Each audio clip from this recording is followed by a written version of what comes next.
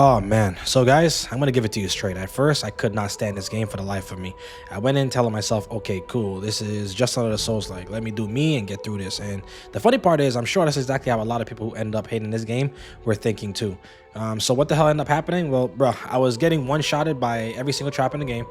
Mines, moving tree branches, dogs, cannons, gunshots, you name it. I was losing my mind, and I was losing my soul currency every 3 minutes. Spamming light attacks and getting hard punished. The list goes on. It took me a full day to actually realize I was playing this game the wrong way. Wrong rhythm, wrong mindset.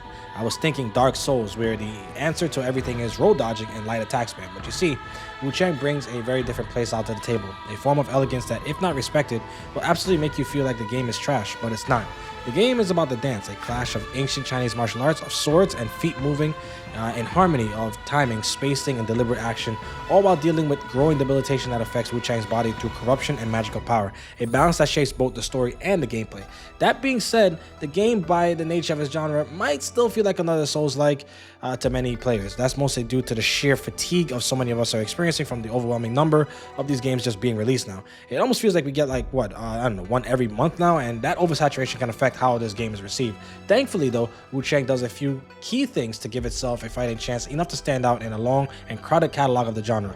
This is RPG Tactics, where I go over the various RPG games with reviews, gameplay, tutorials, and thoughts. If that's something you enjoy and you feel like giving a new YouTuber a shot, hit that like button, subscribe, and drop a comment below to help others see this content. Now, today I'm going to show you exactly what I mean when I say Wuchang, while frustrating and punishing at first, eventually locks into a surprisingly elegant combat and progression loop that not only makes it unique in its own right, but delivers where other Souls like often fall short. But is it worth buying for you? Well, let's find out. Fate is all set in stone. You can't change how it ends.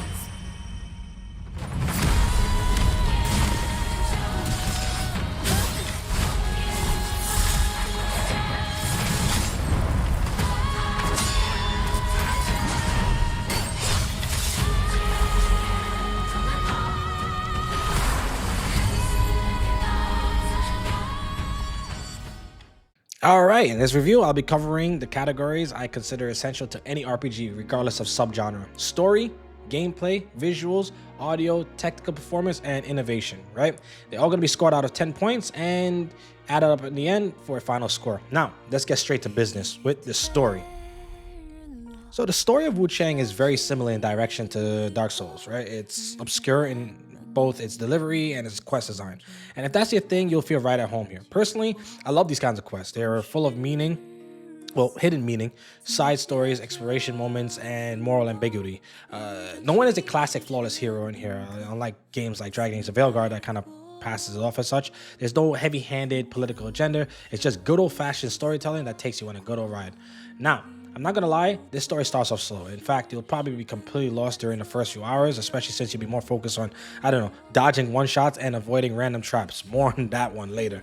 But once you start paying attention to item descriptions and surprisingly solid NPC dialogue, especially the English voice acting, which was surprising for me, man, it starts to actually click, right? The game is set in China during the fall of the Ming Dynasty and the Shu Kingdom. Things are falling apart. Factions plotting against each other, war, hysteria, and a disease called the feathering, which begins as a skin condition and eventually drives people into madness, turning them into monstrous beings. You play as Bai Wuchang, a highly skilled swordsman turned pirate who returns to the mainland after her sister dies and Wuchang herself becomes afflicted.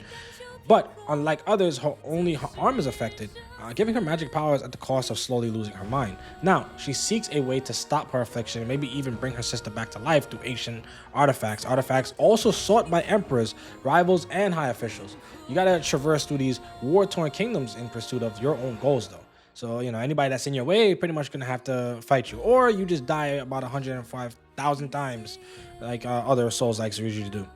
The story has 4 endings, which is great for replay value. Some of those endings suck, by the way, so you will have to really pay attention to the NPCs to get the full picture.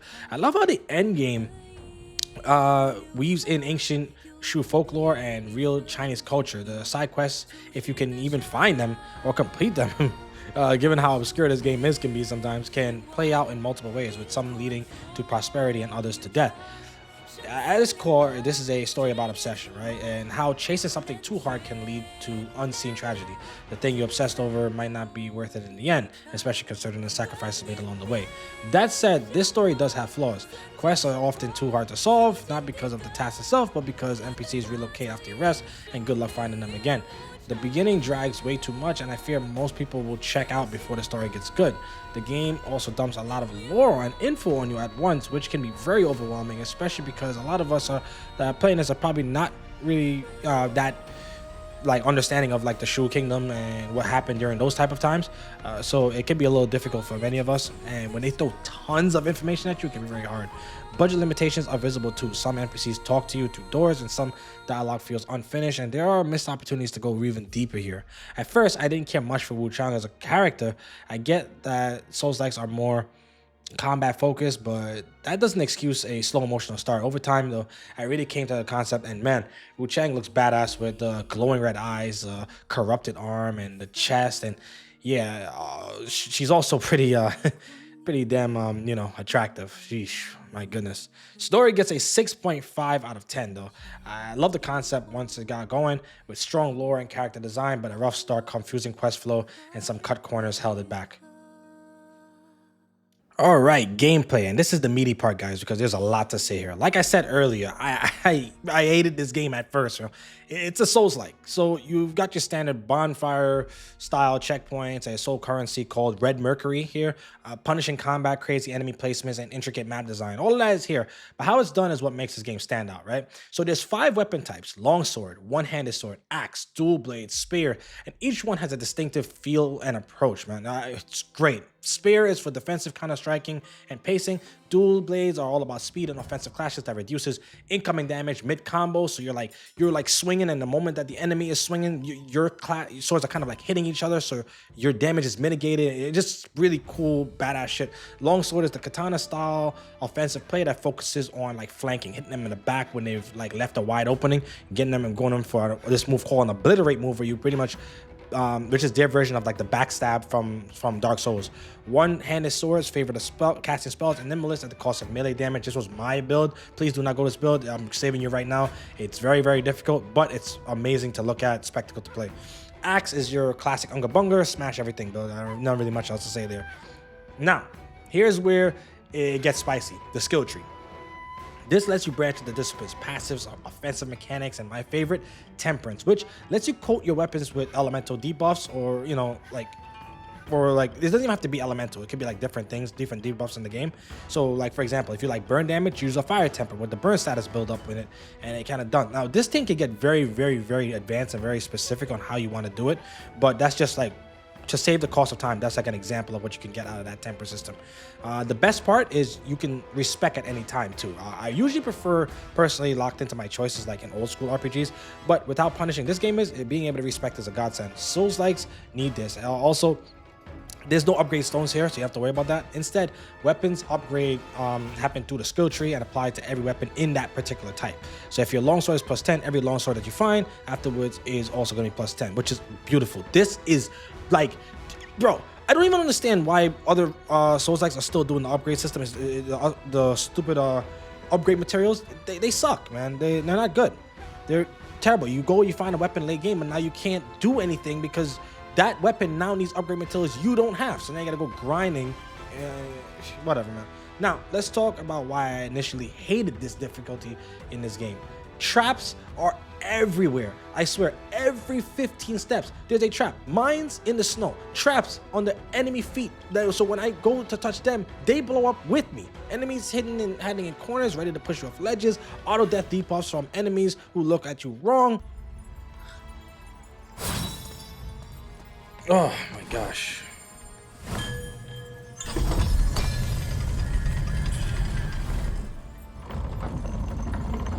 This game is shit.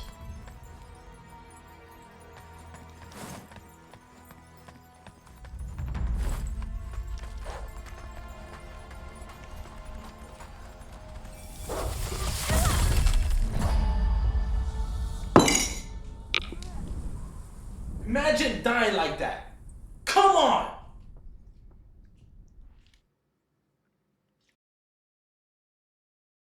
poison pots falling from the sky. It felt like Dark Souls 1 on absolute steroids, but without the charm. Like things were just put there just for the hell of it, just to kill you. Like quite literally, it wasn't even like you didn't even have like a chance. You walk to the thing, as soon as you walk, you get pushed off, and oftentimes it's hard to use the camera to see this happening. So you would end up just getting killed by random nonsense. And the checkpoints in this game, sometimes there's ladders, and there's like 3 ladders. You have to climb these ladders slowly to get back to the place that you die. You're running a whole mile because the checkpoints are so far away from each other. Oh, and let's not forget the madness meter, where if you die too much or kill too many humans, it starts to fill up this madness meter, which is kind of like integral to the story. But once it's full, you take more damage from everything and deal more damage. But the damage is like negligible that you deal. The damage that you take though is way higher. Like so now you're fighting the boss, and you're losing to the boss, and now you're getting literally double or triple down on the punishment. So you gotta climb ladders now. You gotta go there and be even more squishy than you were before. It is crazy. So the next thing about the madness meter is that when the madness meter is full and you die, a shadow version of yourself ends up popping up, right? And that shadow version of yourself scales with your level and eventually starts to one-shot you in New Game Plus. The idea is cool, but the execution here, man, is just way too punishing. I get it. And the funny thing about it is, if the inner demon kills you, that's it. You lose all your souls. So now it's hard enough to get to the souls. You now have to fight for it afterwards. It's just bad. Bosses, they two-shot you most of the time, at least. Especially if you're like me and stubbornly went with a Spellblade build using a one-handed sword. The patterns are brutal, and there are basically no iframes between like when recovering from a knockdown. So when you fall on the floor, it's one of the worst things. As a matter of fact, they're actually working on a patch for this. When you fall on the floor, you get hit. You get hit on the floor a lot. Your character goes into this roll animation. You can still get hit while you're on the floor, and so if you get hit that second time, you might just die. And now you're watching the loading screen again. There's just things in here that really made me question this game a lot.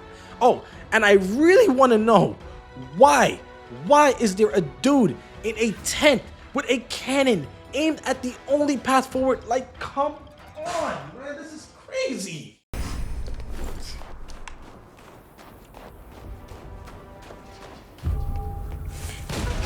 Bro, look at this shit, son.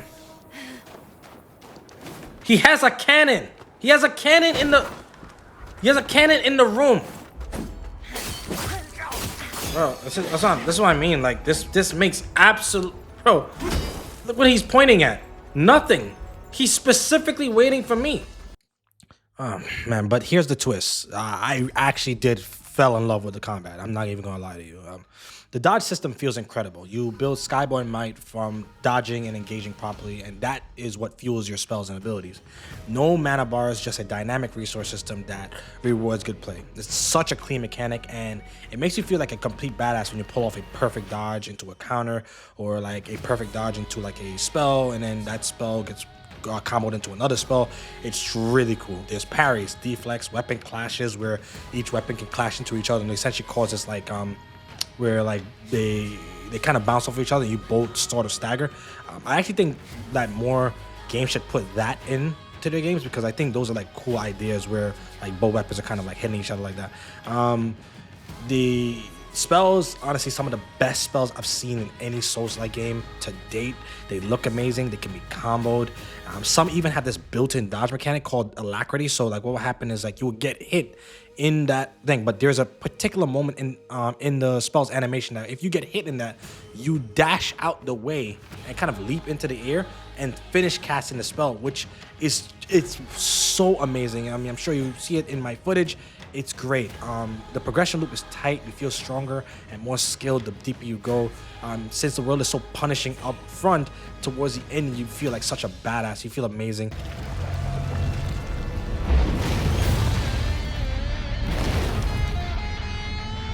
You gotta be kidding me, son. There's a second phase. Bro, I hate this game, son.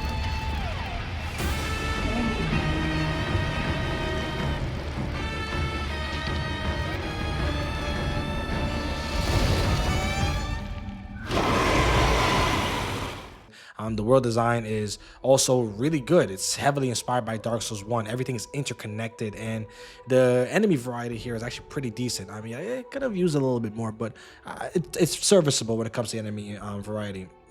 But back to the interconnection, I think the interconnectivity in the world is so nice because it makes the map feel like one big map that's connected all over, right? And it's just great. I love that whole seamless thing where you open up a door or whatever the case be, a locked area, and then that door leads back to one of the beginning areas, and so you can kind of go through from there. Controls are smooth. I played on the controller and had no issues. There are some hitbox inconsistencies and status ailment bars sometimes will lie to you, but nothing too game breaking, right? This is one of the few Souls like I actually played New Game Plus on just for the fun of it, and that's saying something. I haven't even played a New Game Plus on Elden Ring, or for that matter, I haven't even. I think the only other New Game Plus was probably Lies of P and Dark Souls 1. I think I would say. But most of the times I usually don't do a New Game Plus, but I do think that the New Game Plus in this game feels hell of amazing. As I would even argue that the New Game Plus feels like how the game was meant to be played up front. It's just that they really wanted to double down on these damn Souls-like mechanics. So yeah. Anyways, overall gameplay gets a solid 8 out of 10. There's a lot of bullshit to deal with here, guys, but the combat absolutely carries the experience. Some of the best action game I played in a while. I like, really, I'm not gonna lie to you, other Souls likes really should take notes. I loved all of it, like everything. When the combat hits, just please be mindful of the traps. So the visuals and art direction, and there's actually been a lot of mixed reception around the visuals and art direction of Wuchang, mostly because of the performance issues that people ran into early on. Now, I played on PC a week after launch, and other reviewers probably played like pre-release builds and stuff, so the results may actually vary, but for me, I actually think the game looks fantastic. The texture quality is impressive, of course, because it's Unreal Engine 5 game, so texture qualities tend to be pretty good in Unreal Engine 5. Environments and surfaces hold up close. Even when you look close up, I mean, it's like, you know, the textures still hold up. Lighting is very well executed here. And the character models, especially by Wuchang herself, is absolutely stellar. Bai Wuchang is just, man, she's like elegance wrapped in danger, you know, flowing black hair, the piercing crimson eyes, that athletic looking frame, she moves really quickly, and like, you know, and then she got this corrupted arm look with the arcane synergy tracing up her side, really revealing just enough skin to spark curiosity. Yeah, you know where I'm going with this, guys. Anyways, the bosses, beautifully grotesque and unique in their own ways. Some of the folks here might argue that the bosses and Wuchang are a little bit too sexy, but come on, if you've watched even one anime, this ain't you guys. It's not that serious. Let's talk outfits though. This game goes hard with over 58 or so, I think it's like 58 cosmetic options, all unlockable in game. I know there's a few of them that's for the deluxe version, but that's fine. That's not a big deal. In a world where most single player titles actually charge you for basic skins, Ubisoft, this was a breath of fresh air. Weapons also look incredibly fantastic here. You've got everything from elegant martial art blades to beastly axes, and they all just look nicely and wonderfully handcrafted. Hopefully they are actually handcrafted. Environments are super diverse, from snowy mountain passes to ruined villages to military zones, marshlands, and ancient cities. One of the coolest things is how the events in one region actually affects other regions. That's like real dynamic world building, just kind of further enforces the whole connectivity that I was talking about with the world map. The attention to detail here is legit, man. Snow, it leaves footprints. A boss slamming the ground causes the snow to melt in like a particular arena, which is so cool to watch. Your clothes get bloody during battle, which is something that most games do not do. This game is very visceral in how it looks. It's very bloody. I mean, of course, they don't have like absolute intense gore, but it looks good enough to just say, man, a battle was had here. Wuchang's madness progression shows her on the skin. You can see the sweat, scars, her eye color changes, and yes, there's a lot of physics. There. Combat animations are smooth and cinematic. The attacks feel genuine. Chinese martial arts with spinning kicks, stylish blade work, and graceful dodges. The fights play out like duels in like a Chinese film. It's like, you know, part Crouching Tiger, part Sekiro almost. But There are issues. NPC animations are minimal, barely any lip sync, and most of them are completely static. That's expected in Souls-like actually, but it does feel like a little outdated in 2025, and it would be nice if they could change things up here. Also, if you max out your graphics, there's this well, if you don't max out your graphics rather, there's this blurry effect that kicks in from poor depth of field and motion blur implementation. It actually tanks FPS and looks janky. Ah man, at least it's off by default. That's the one caveat there. Visuals overall, I think gets an 8 out of 10. Beautiful art direction, diverse moments, great alpha variety, and impressive combat animations. If they had bigger budget, they would have gone off the rails with how good this could have looked. And hey, an extra half a point just for Wuchang herself. Okay, I'm just kidding. I'm kidding. I'm done now. All right, now we on audio. When it comes to Souls-like audio, let's be real now. From Software has set a pretty damn high bar. That orchestral boss music that they be doing is just iconic with the booming dun dun dun dun, and then you got the guy in the background, you know, put their foolish ambitions to rest and all that kind of stuff. So it just, the sweeping orchestra, you know, as you get destroyed by a borderline demigod, it's kind of hard to beat. But Wuchang doesn't try to like copy that, right? It does its own thing, and that's something I can respect because it would have actually felt kind of out of place here. The soundtrack here leads more into like serenity and zen, fitting the more Chinese setting. During exploration, you'll often hear soft atmospheric tracks, or sometimes just nothing at all, just the ambient sounds of wind, distant battles, and subtle environmental cues. It just adds to immersion. It's funny because, you know, the like Eastern games have a tendency to really emphasize the wind through clothing, and I just love like wind through clothing, the physics and how it looks. It's always such a badass look. But anyways, the boss themes, especially in the final third of the game, is where like the music really try to shine for me. These tracks make the duels feel personal and intense.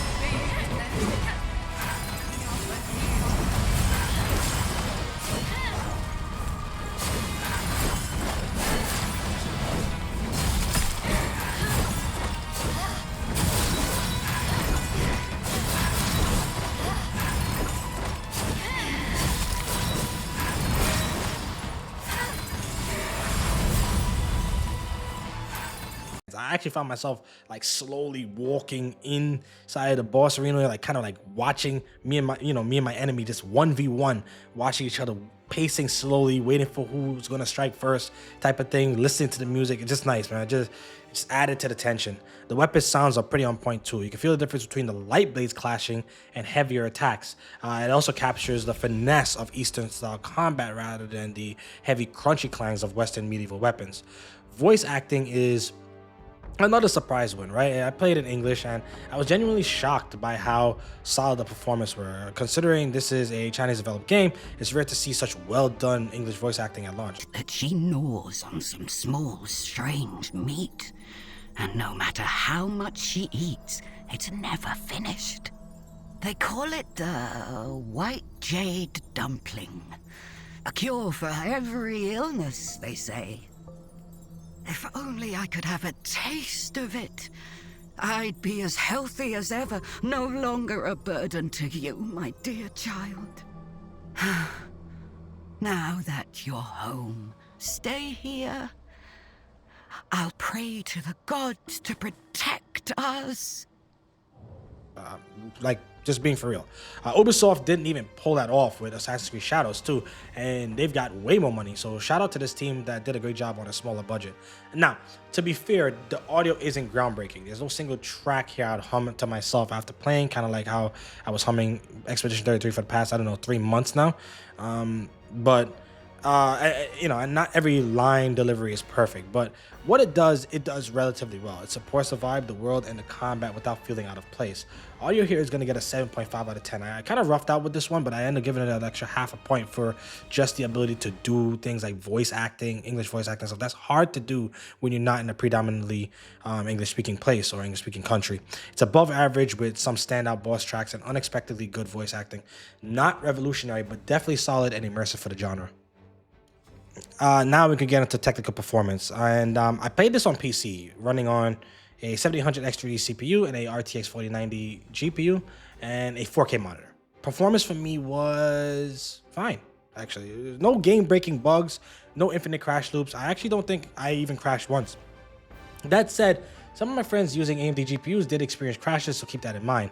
It might be actually like an optimization issue specific to certain setups. The game has a decent suite of graphical settings too, but it's lacking like in software support. So there's no XeSS for Intel graphics cards, there's no official FSR4 for AMD graphics cards, and then there's no NVIDIA Reflex support, so now your frame generation is going to be complete dog doodle. And if you're relying on frame generation or using a non-NVIDIA GPU altogether, you might actually be stuck with lower performance. And let's not even talk about the lack of a full screen mode, which for some reason they don't have in 2025. Some people still use full screen because it helps when it comes to like having maybe an outdated CPU or some sort. Even with my rig, I actually had occasional frame dips depending on the area, and the stuttering is still a problem here. It's terrible. I'm not even going to get into the whole Unreal Engine rant. This is just really annoying. It's whatever. Considering that this game punishes you with 2-shot deaths, a stutter mid-fight can literally mean game over. So this is why it's an extra problem here. And don't even get me started on the motion blur and depth of field. It's a straight hot mess. Turning them on makes you feel like you're tripping on LSD while tanking your frame rate. Thankfully, they're off by default, probably because the devs realized how awful it was. To be fair though, it's not the worst PC port out there. Bethesda, I'm literally looking at you. It at least runs, and when it runs well, it's great. But this is Unreal Engine again, doing Unreal Engine things, overloading CPUs and stuttering even on high-end rigs. I really hope Epic Games just improves their engine optimization, because it's really getting ridiculous that only people with RTX 5090s can have a smooth experience these days. On a console though, I've heard from several players that it runs much better there, no crashes, fewer issues, and smoother overall gameplay. Technical performance is going to get a 5 out of 10. On PC is average at best. Nothing game-breaking, but the lack of optimization, stuttering, and missing features definitely hold us back. Thankfully, the console version saves the score from dipping any lower though. And now we're on to the innovation and unique features. And I really like this part because I think Wuchang does earn my respect here when it comes to trying to be innovative in a genre that's very hard to innovate on because of just how many there are now. So this game is not just copy-paste Souls formula, right? Yes, it has the basics, but it introduces several features that either streamline common RPG mechanics or bring fresh ideas to the table. First off, the setting. It's a Ming Dynasty era China. It's something we really see often outside of games like Black Myth Wukong or Dynasty Warriors, and while those lean hard into the fantasy or hack and slash mechanics, Wuchang grounds itself in a realistic fiction with supernatural undertones, right? That gives it a unique vibe and separates it from the flood of Western-themed Souls-likes. The upgrade system is genius here. No more stockpile upgrade stones or hoarding materials just in case. You unlock level progression through the skill tree using rare items, and it upgrades applied to every weapon in that category. You find a new axe at endgame, it's already leveled if your axe path is upgraded. It completely removes the grind Souls-likes force you into and respects your time. Speaking of respect your time, the respec system is another smart inclusion. Yeah, I'm usually not the respec person. I'm more of like the no respect, live with your choices type of person, but Wuchang is hard, man, and being able to shift your build to try new strategies without starting over entirely is a huge quality of life win, and it's really good for most players. I only used it once, but I was glad it was there. Now, let's talk about the magic system, which might be my favorite magic system in Souls. Like I said earlier, it seriously is. I can't stress this enough. The spells look incredible. They're combo capable. They do not have mana bars.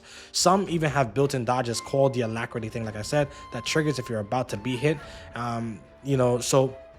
And again, they use the Skyboy Might, so you're not rewarded. So you're rewarded for engaging in combat skillfully rather than babysitting a mana bar. There's even like elemental weaknesses based on the biome of the places you're in. So certain enemies would be weak to things like corruption, and humanoid enemies would be weak to corruption. Plant-based enemies are weak to blight. Plant-based enemies are weak to fire. Corruption-based enemies are weak to blight. Things like that. It's really cool premises like that that just encourages you to try out different things and stuff like that, especially if you're using spells. The camera system also deserves praise. It adapts to enemy size, zooming out during large boss fights to give you a better visibility. No more fighting the goddamn camera in tight spaces. The over-the-shoulder look in the combat adds a cinematic flair that makes you feel like you're watching a martial arts movie unfold, where like when you basically like you lock on that character, and then when you're locked on, your camera kind of puts your character over a little bit to the left, which is just so cool too, and it helps when it comes to casting the spells. Map design surprisingly tight and interconnected. A lot of Souls like tried to imitate Dark Souls, one's looped world, but Wuchang pulls it off better than most. Unlocking shortcuts through like tough areas felt rewarding and intentional, and really rewards the exploration, because sometimes there are things that are hidden off the beaten path that you oftentimes will not find if you're just running through the game. Of course, there are missteps. The madness system could have been brilliant, but it's held back by the harsh damage debuff. Fighting your inner demon is already punishment enough, especially when it hits like a truck and costs you all your souls. The trap spam is excessive, way too excessive. Traps should be telegraphed, not invisible instant death zones. It often felt like the game wanted me to just fail for the sake of it. The enemy placements can be BS. Some are placed just to cheap shot you, not to challenge you. And I love Wuchang's combat style and design. I've said it enough times earlier, but her character trope, a badass female warrior with a tragic backstory, feels a bit overused in the recent years, and it doesn't make her bad, it just makes her like a little bit too familiar. Maybe it's just because of the fact that we've been seeing this for the past 5 to 6 years now, back to back. At the end of the day, Wuchang doesn't reinvent the Souls-like wheel, but it does throw some new spokes on it, and that's worth crediting, man. So innovation for me is going to get a 7 out of 10. It introduces thoughtful features that improve the genre a lot. Magic, camera, upgrade system, but it is held back by some of the overused design choices and genre fatigue, because of just the simple fact that, you know, a lot of these games kind of came out already. So still, it's noticeably more creative than most Souls-like newcomers. All right, and now we're going to hit up the final score, wrap things up. I total up everything, and Wuchang Fallen Feathers earns a 7 out of 10, which is a good game. But let's step away from the number for a second and talk for real. Is this something that everyone should rush out and buy? Not really. I wouldn't call it a must-buy title, especially not at full price. If you got Game Pass and you're in the mood for a fresh Souls-like, absolutely give it a shot. It's a fun ride with a combat system that really stands out. But I can't sit here and tell you to drop $50 on this game just because I love Souls-like and cool magic systems. That wouldn't be fair to you. That said, let's also give the devs credit where it's due though. It's only $50 in a time where games are pushing $70 and $80 and then turning around and nickel and diming you for cosmetics or DLC. This game is complete out the game. It respects your time, your wallet, and your love for the genre. Unfortunately, Souls-likes fatigue is real though. Many of us are tired of the same rinse and repeat formula: roll, wait, punish, die, repeat. It's not Wuchang's fault that it launched in a sea of similar games, but the timing does hurt its impact. In a vacuum, this game would probably be highly praised, but it's not competing with just other Souls-like. It's up against every RPG, which many of which have more polish, more budget, and more marketing. Even within its own subgenre, there are games that outshine in areas like its technical performance or audio design. Still, where Wuchang shines, it shines hard, man. The combat is slick, rewarding, and beautifully animated. The magic system is possibly the best in the entire Souls genre. The art direction, setting, and core gameplay loop are all genuinely impressive for a studio's first real swing at the genre. So here's my final take on this. If you're new to Souls-like, but you love East Asian history, martial arts, and cinematic flair, this is a great starting point. It introduces a lot of mechanics in a user-friendly way and gives you plenty of freedom to find your own playstyle. But if you've played a ton of Souls-likes lately, maybe wait for a sale or play it through the Game Pass.